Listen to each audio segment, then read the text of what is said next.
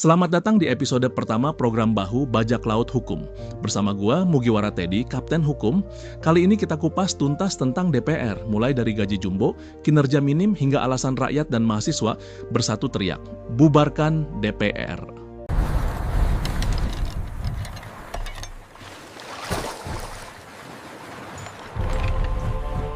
Ahoy, nakama! Tahukah kalian, seorang anggota DPR digaji 16 juta gaji pokok, ditambah tunjangan keluarga, transportasi, komunikasi, dan listrik.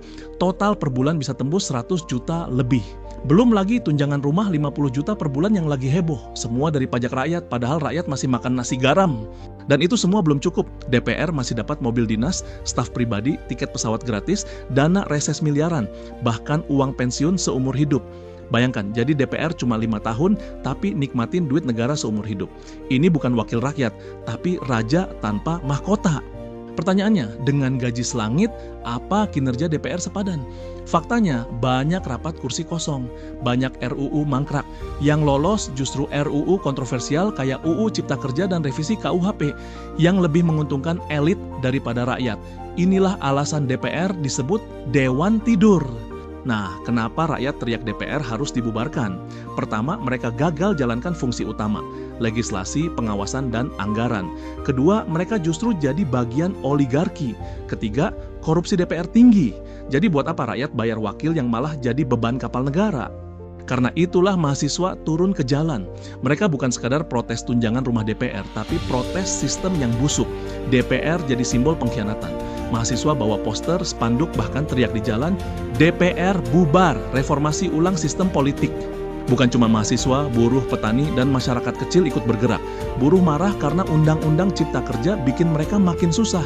Petani marah karena harga pupuk mahal. Rakyat kecil marah karena pajak naik, tapi wakil rakyat pesta fasilitas. Inilah alasan demo besar-besaran meledak. Lalu pemerintah kerahkan polisi ribuan jumlahnya. Jalan ditutup, mahasiswa dipukul mundur, gas air mata ditembakkan. Demokrasi yang seharusnya jadi layar kapal, kini dipaku, sobek, dan dibakar oleh tangan negara sendiri. Mahasiswa lempar botol, bakar ban, polisi balas dengan peluru karet dan water cannon. Inilah gambaran negeri kita.